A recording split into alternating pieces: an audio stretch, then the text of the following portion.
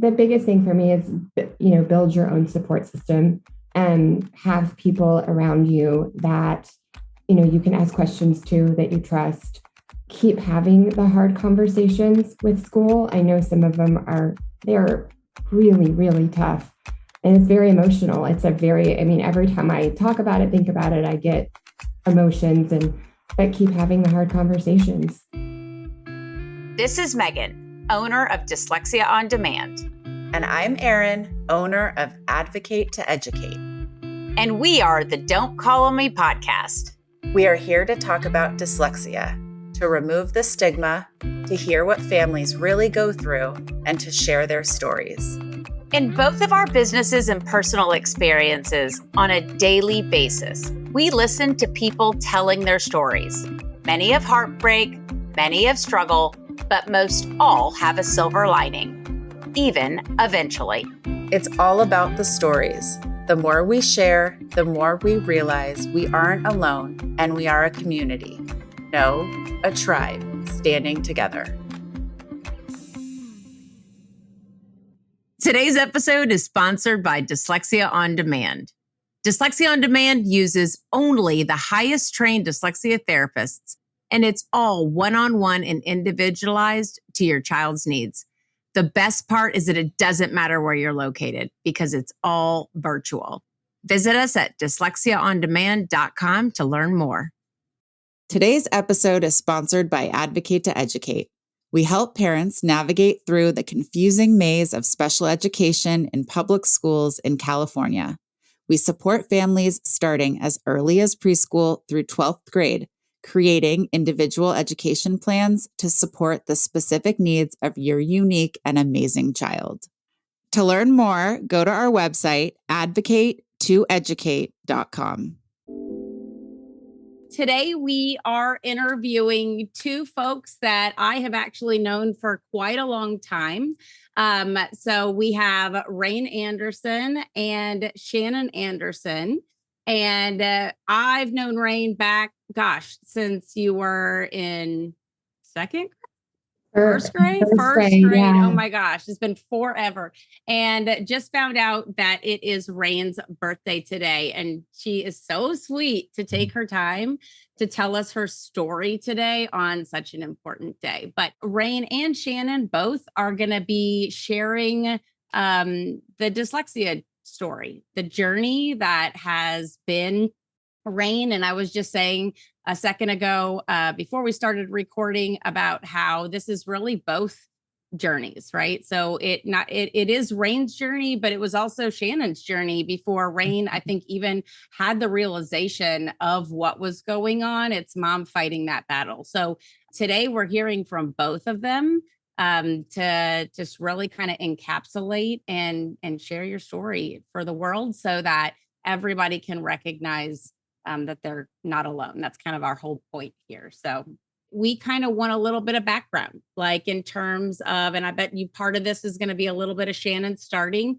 but when you learned you had dyslexia, and that's honestly probably a question for both of you guys. But just kind of, what did that look like? We'll just kind of start there. And as somebody with dyslexia also, I would love if Raine could answer this question to start, because I have this moment in my head of my own journey. And so I'm curious if you also have this in your head of the moment you thought something may be different about the way you're learning, about school in general, or kind of how it showed up for you. If it was mom saying something or you noticing something, but really for you, what was that first moment where you go, okay, is this something? What's going on? I mean, actually, you could both answer that question, honestly.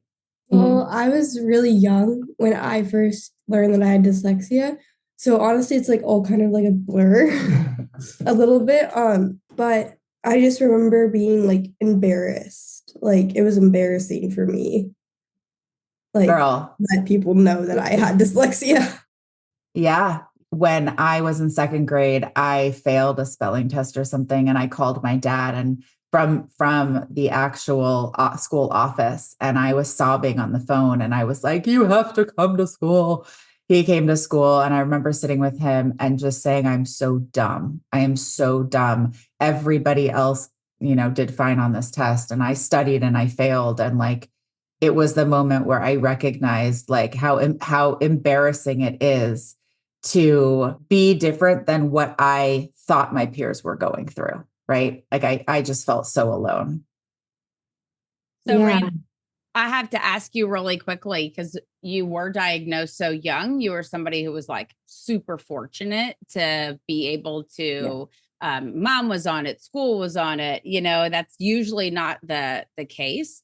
But when do you remember, was it like first grade, second grade, where you felt like that, where you felt a difference? It was really like in first grade. First grade. I started getting bullied a lot. Like that was when I was like, finally realized what dyslexia was. Yeah. Like I didn't understand it really, but like once I started being bullied, actually, like I finally like had a like realization. She was so much further behind than the other kids in first grade as far as just like meeting standards and reading and everything. They were all taking off at first grade and she wasn't. So it was very noticeable. And at that time, at that point, we didn't have a formal diagnosis yet. It wasn't until the summer before second grade that we had a formal diagnosis. Yeah. But I noticed as early as probably 4 years old, when they started doing like writing her name, and her dad, or my husband, her dad is dyslexic. So we kind of had an inkling that maybe something was going on. Yeah. But probably as early as 4, we had preschool teachers telling us, something's going on. We're not quite sure what it is. Yeah. All right. And so then what led you guys to the diagnosis? What was the channel that you went through? We met another mom and she was dyslexic herself. Her son ended up being dyslexic. And in like first grade, she had told us about Scottish Rite. And so back then, and it's come a long way, school wasn't testing. They were like, oh, wait till she's this age, wait till she's that age. And we pushed and we pushed and we were getting nowhere. So we put her on the list and she ended up getting in because it's free testing and it's a wait list situation. And it was, thank goodness, it was an amazing experience. And I'm so glad that we found that and we were able to do it early, because who knows when they would have actually done it at school. Yeah, totally. When you're able to get diagnosed that early, and like, so Raine is saying that she like was feeling that social emotional like impact, right? That early on. And I find, especially with girls, you guys are just like that much more hyper aware of the situation. But when we can turn the ship around because we have an identification that early, a lot of times I'm just kind of like, there's a point if the child does undergo therapy that you get to a point where it's like they're none the wiser. Like it's before all that bullying starts. It's before that social emotional impact, where it's not like if you were diagnosed in middle school and then had already endured that for so many years. So I wanted to go back to actually, Raine, when you talked about being bullied, if you would be so kind to share what happened and what you experienced, because I think other kids need to know that they're not the only ones being bullied. Well, I have this one memory, and I was at lunch. I remember I was sitting there and I was asking my friend group, like, why aren't y'all like friends with me? Like, why aren't y'all like hanging out with me? And they all just like said like, well, you don't try hard enough in school. Oh my gosh. And I actually I remember that too. I remember that. And I was really, really young. I still remember that today. And I remember everything that happened.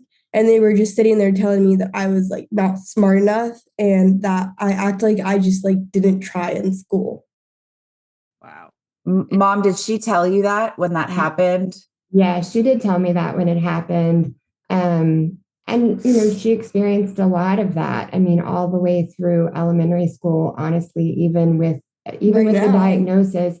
She was able to explain or vocalize after she knew what was going on. But at times, you know, if you're reading aloud in class, it doesn't make a difference. I mean, you're still, or if you're getting pulled out of class all the time, everybody's asking you, why are you going? Why are you always gone?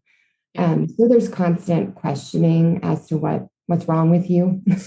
Yeah. As a kid, man, it's those little things that just imprint so deep, and your brain just constantly goes back to that question of, that's how we get to the what's wrong with me, right? Why am I different? 100%. Yeah. And you can carry that into adulthood. I mean, well, that's what I was going to ask. I was going to ask Raine, like, I always talk to my 6-year-old about that little voice in his head that no one else can hear, but that he can hear. And I feel like a lot of dyslexics really understand that, in the sense that, like, it's the voice that tells us how dumb we are. It's the voice that tells us that, you know what, maybe my friends are right. Maybe I'm not trying hard enough, right? Like, what does that even mean? Because, you know, we know, those of us that have had some sort of treatment know we are trying hard. And I'm wondering now, at the new age of 14, if that voice creeps back up for you. Yeah, it definitely does most of the time. Like when I'm in class, and mostly like when I'm in science, because science is like a really hard subject for me, because we take a lot of notes. The teacher on the side, you know, like the person who's there to like help out with the dyslexia kids, I always want to take notes. Like I always want to write it. Like I like writing a lot.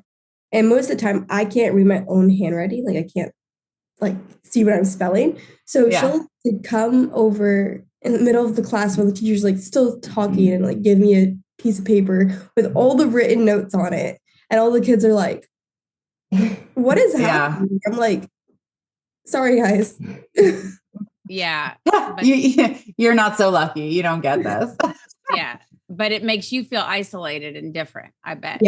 Yeah. Even though it's like a helpful step up, that's just kind of one of those things with those accommodations, is that it still is an identifier. It's like where you can't just be one of the other kids in the class. And I think that probably is if I had a guess, does have, like, it's how you see yourself too. So yeah. Shannon, when Raine was younger, was there a moment for you watching her as a parent, or for your husband potentially, where you said, you know, come hell or high water, I will do X, Y, and Z for my child, that you can remember? Yeah. I mean, I think we met with the principal in kindergarten, and, you know, explained to her my husband, and we knew something was going on, and we got a lot of pushback and didn't get a lot of help. And it was honestly at that moment that I was like, I'm not going to let my kid fall through the cracks. I get emotional talking about it. Of course. Yeah, that was definitely the moment that, sorry.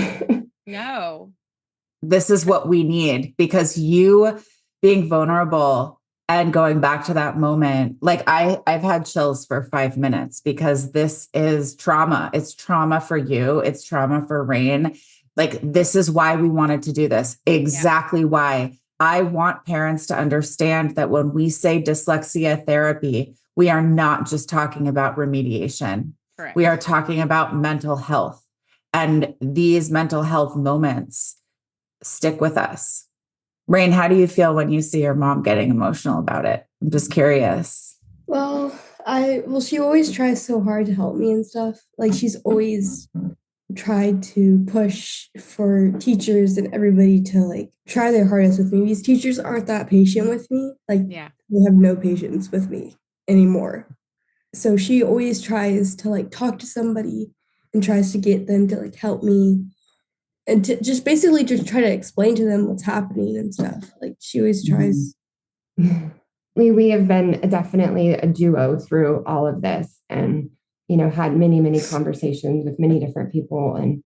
But I want to say we've also had a ton of help along the way. I mean, building that village is so important, and having people in your corner. And we have been so fortunate to have tutors, teachers, other parents that have been absolutely amazing. So completely. That community of insiders, I guess you almost call it, those who have already walked the walk or understand to give you valid information. I know your husband is dyslexic, but he didn't have the same. I mean, we have progressed since then, but it's very piss poor still compared to where it should be, but you just don't have access to the right information. So those people are so, so important to tell you kind of what direction to go to. But so it's like you're drinking from a fire hose because you're doing that, but you're also managing your internal emotions as a mom, like Raine, as an individual who's having to go through this. I'm curious to know, Raine, like if we move forward, it's been a long time since we kind of started this journey, right? So now you're going into high school, right? You're going into ninth grade. That's huge. And I remember watching you, like your pictures going to middle school. And as a mama bear, who loves you, like immediately I'm like, oh no, but you survived.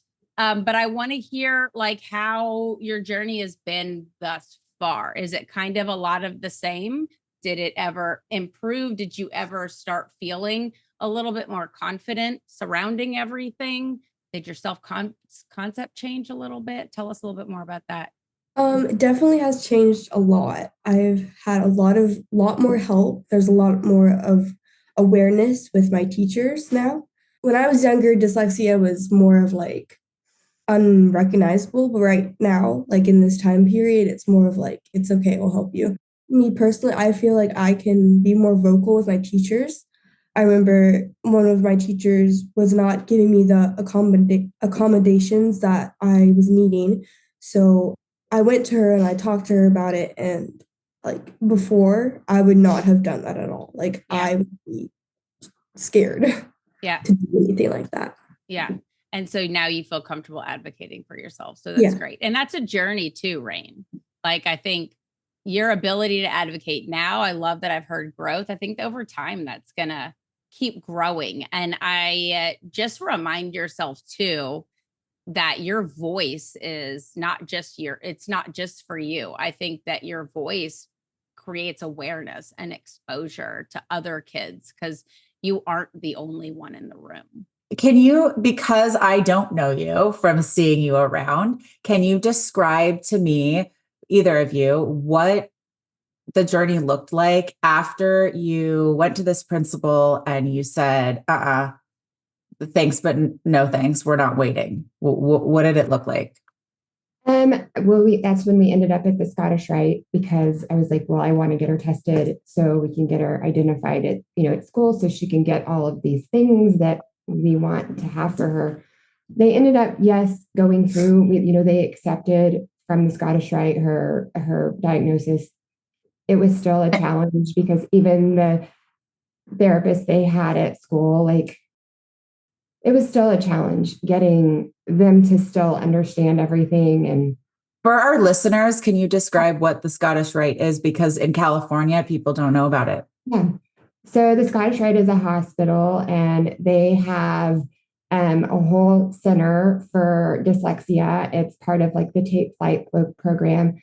And you can take your kiddos there and get tested for free. You get on a wait list and they'll call you and they bring you in for a 1 day of testing. And it was amazing. I mean, you have experts there that are, explaining everything to you, explaining how everything works. And these are people that are like, they're experts in their field. So the information is incredibly helpful. It was a huge blessing to have that. It's in Dallas. It's in Dallas, Texas, is where it's at. And I was just going to say, unfortunately, it's not free anymore, but it is still considered low cost and it's like just accessible. But not just that, that your diagnosis is going to be like valid, not just kind of valid. It's like if somebody's going to identify dyslexia, it's going to be them. They're not going to get, it's not going to be masked by something else, etc. So, but it's an amazing resource. It's a research facility, and they do create curriculum. But it is, it's an amazing place. So. Yeah, we had a great experience there. I would totally recommend it to anybody. Awesome. after that, just that, she did receive therapy for a period of time. We ended up kind of in and out of school therapy versus private therapy. Some of the people they had were not trained in dyslexia. It was more like an interventionist, which is not a bad thing, but it's very different the way it's, presented. So we've kind of been in and out of it for, forever. Even right now. Yeah, forever. Yeah. What does, and this is for Raine, what does your dyslexia look like? Mine looks like, to give you an example of kind of what I'm looking for here, mine looks like spelling. It's like when my son was doing his best guess Scrabble spelling, I understood that more than what my husband and daughter were doing. Like, it's a thing. It's a thing. And also reading quickly, never going to happen. Reading content that is not enjoyable to me, meaning like if I don't like science, like for instance, if the subject in science isn't something I'm interested in, it's like, what? It's really not going to happen for me. I'm going to be 42 this year. This is still true for me. So that's what my dyslexia is. What is yours? It's mostly spelling, like in the notes. We have a lot of notes in school. Like, it's ridiculous. I do have a little bit of reading. Like, I like to read out loud. Like, I would like to read out loud, but it's hard for me because I'll stutter a lot. Like, I stutter a lot because I get so nervous whenever I read out loud. I'll be stuck on a word for like a couple of minutes and everybody will start looking at me and I'm like, and the teacher will have to like help me read the word. And I'm like, okay. So are you the one that likes to like avoid it? Or some dyslexics actually love to read, but only comic books. Yeah. So like, what is your relationship to reading? I actually love reading. Like, I really do like it. I actually read my first full book, I think like last year, and I didn't understand any of it.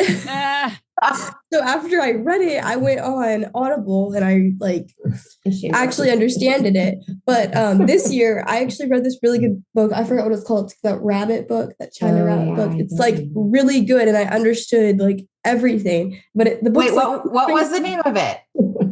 So it's the Miraculous Journey of Edward Tulane. Yeah. Okay. It's my favorite book. And then I also have like a bunch of audiobooks. I have like a whole list of audiobooks that I listen to. Yeah. Yeah. Information is so much more accessible now. It's amazing the difference. What I want to hear now, like, what are your plans for the future? I really like the path I'm on right now, actually. All my teachers were great this year. They were really helpful. They understood everything. Yeah. What do you want to do for the future? I don't know. You don't know? I don't know. She's talked about wanting to be a teacher. Raine is, I think, one of the things, she's very, very creative, which I know a lot of dyslexic people kind of have that piece. She is extremely artistic, which is What type of art? I really like painting. I like to like draw like doodles, like intricate design. Here, I'll show y'all. When did you learn you could draw? Whoa. That is amazing. And for anyone just listening, she's showing us her artwork right now, and they look like, is it like a mandala? Is that oh my gosh, the intricacy of what you've done is insanity. Yeah. You could be a tattoo artist, honestly. Like, that's incredible. That's incredible. Like, over my hands. We want her to start like a henna business. Yeah. Oh my gosh, how cool. That's a talent I could never achieve. Like, never. I can barely even draw a stick figure when my kids are asking me to. So that's amazing, girl. When did you start drawing? Since I was really young. I really got into it during homeschool though. Like, yes, we did. We homeschooled for a year.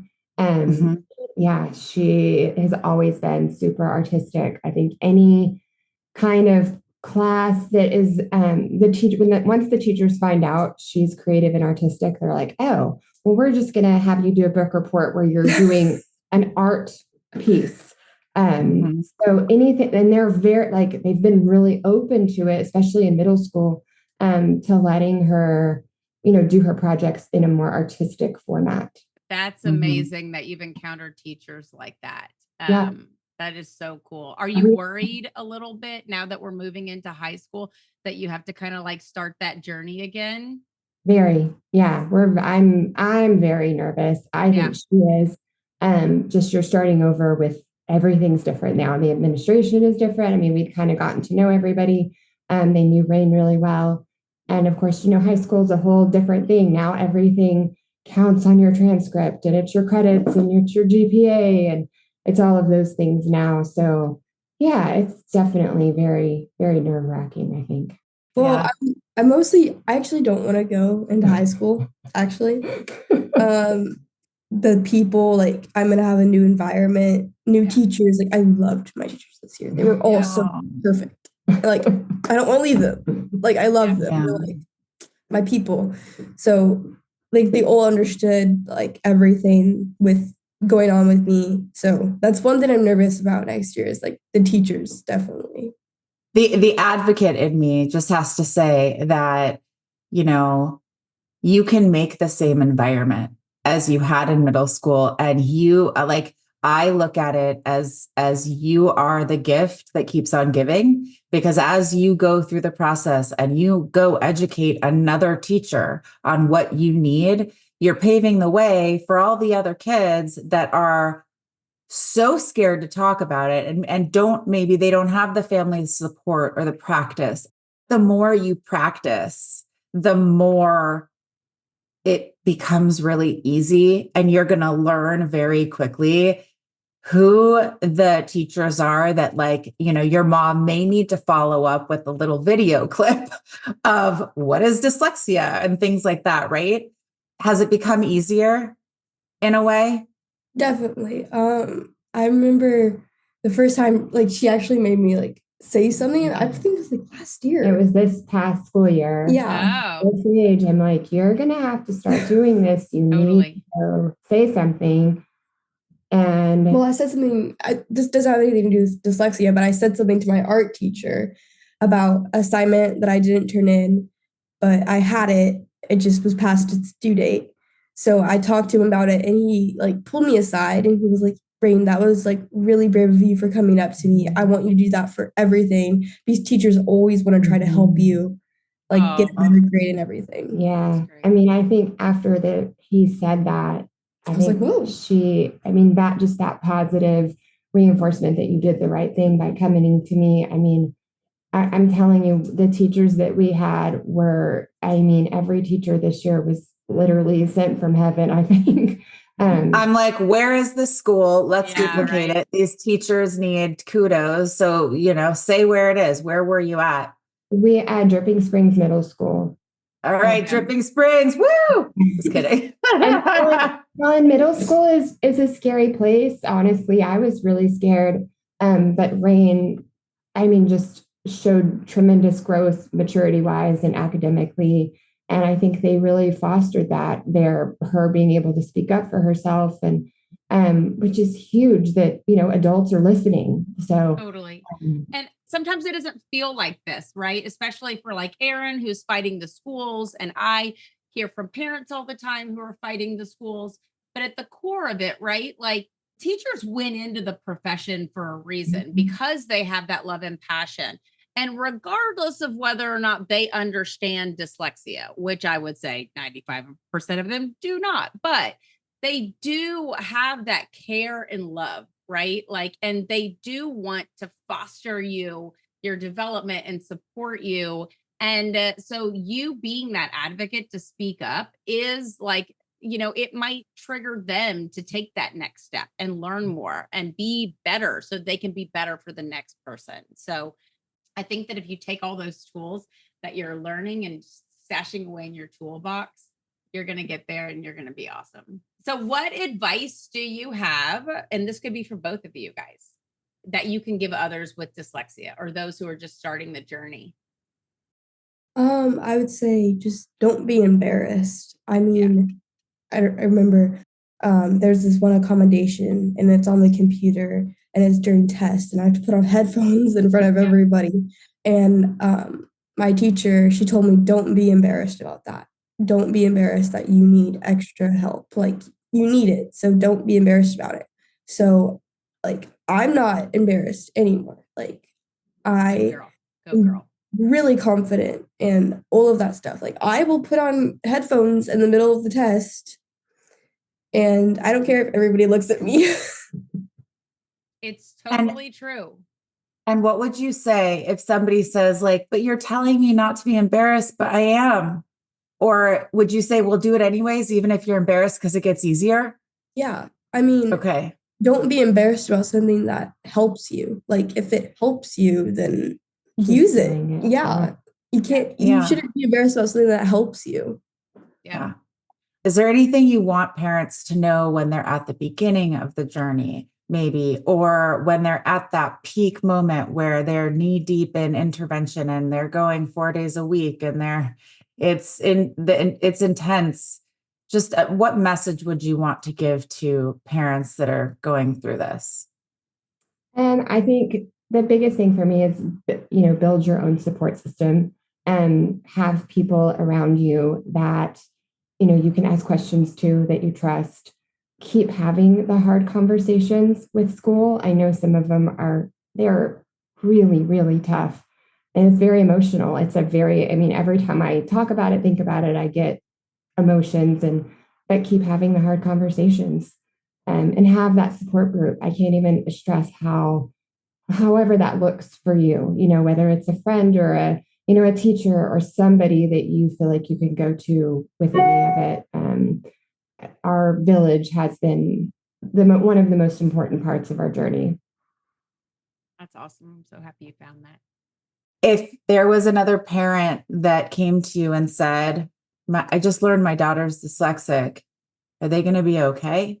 Like, what would be your response? They're going to be okay. You need to be open to different things and more possibilities and different paths. You just need to be open, I guess. I don't know.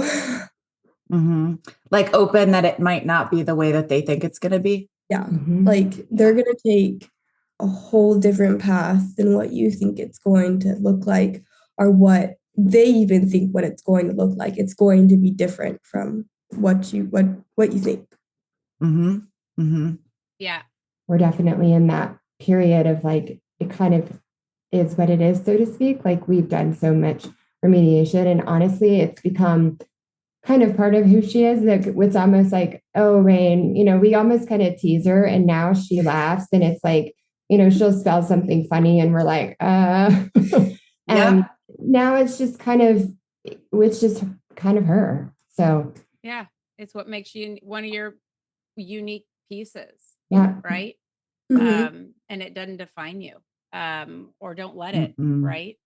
Or let it and be totally proud of it. Yeah, exactly. Right. We get very interesting text messages all the time. And some of them are, they're very interesting. Her friends now all know. They're like, okay, this is from Raine. Right. They learn how to decode my messages and everything. That's right. Awesome. That's right. Awesome. Just read it out loud phonetically. Exactly.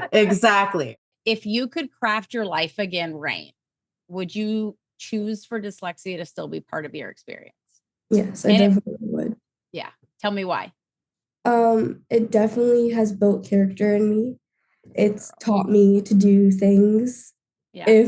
If I didn't have dyslexia, I wouldn't know how to do certain things at this point. It has taught me how to like stand up for myself and how to advocate for myself and just how to be like a person, how to live. I am so proud of you, and I have chills if you couldn't tell that I was trying to show you. Like, just I think that mom's heart right there has got to be swelling too. Just like to listen to that. I think we're all moms here, and to hear my daughter say that, how much pride I would have. Yeah, I wouldn't change a thing, honestly. I wouldn't, as hard as it's been and as it, emotional as it's been and going through all of it, I wouldn't change any of it. It is part of who she is. And now it's just like, that's just her. And it's brought out other awesome qualities in her. So she's very outspoken. She's, willing to take risks. She pushes really hard. She works really hard because she knows she has to. So. Well, I can't wait to hear about how high school goes. We have to bring you back in 4 years. Oh my gosh. Yes. Yes. And I was also going to say, when we circle back, whether it's after high school or when you're 40 or whatever, you're going to remember this time and you're going to be, and you already are speaking from this level of maturity that I don't hear 14-year-olds nowadays speaking from. Raine, you and I both know that, and I can say this with pretty much like absolute that you understand what I mean, even though it's built character, there is another piece that we're like, it sucks. Like it does suck. It still sucks. There are times where it royally, it's not fun. It blows. It really, really. So there's that piece too, where we can like talk in this space of being on a podcast and wanting to share. And that's genuinely, we want to share both sides of it, because the other piece is there's going to be somebody who listens to this that is like, all you guys that are saying it's all rainbows and butterflies and a learning experience, you guys like must not really be dyslexic, because I'm sure there's been a day or 35 or hundreds where we're not feeling the positivity. And we're like, you got years. Years of like, no. And even if you want to spin it, bleep you, or what, I don't know if this is going to be explicit or not, but right. Like, you don't know what it's like. And I think something, and I don't know if you relate, if you and your dad talk about it, but I know with like my dad, I can talk to my dad about it because I know he gets it. And I feel that there is so much power. And I will leave you with this question. Do you feel connected to those that are dyslexic, other people that you've met along your journey? Do you feel like there's an unspoken understanding? Yeah, I definitely do. My best friend, she's also dyslexic, and we are really close. Like we FaceTime like all the time, like every second. And we will be like, how do you spell this? Like we'll be talking to each other. How do you spell this? And I'm like, I don't know. How do you spell this? I'm like, I don't know. Like, and to know that you guys are still like besties and you're like, I don't know. It's like, you almost see that like, but I love you and like, you're freaking awesome. And I want to ask you because it's kind of funny that we both don't know how to spell it, but is it funny? No, not really, but it is kind of, right? It's that unspoken relationship that you can go, oh, you get it. Oh, okay. It's fine. Right. Yeah. Well, her dad will like always share tricks with her because, back when we were kids, you didn't have all the same things. So now he's like, oh, I get it. It's fine. Whatever. We'll figure it out, and just power through it. So. And it's great that you have like an example too, right? Like you can see that your dad has been successful in life. This is not like a death sentence, right? This is not the end of the world. And, have that empathy too. I think that's huge that you have that in your back pocket. So I think you're going to do great things in the world, Raine. And I can't wait to watch it on Facebook if it's still around. Thanks for joining us on the Don't Call on Me podcast. If our stories resonate with you, connect with us on social media and YouTube. Share your stories on don'tcallonme.com and help us enhance understanding and support. Your story has the power to inspire change. Together, let's strengthen our community, one episode at a time. Until next episode, keep listening and keep sharing.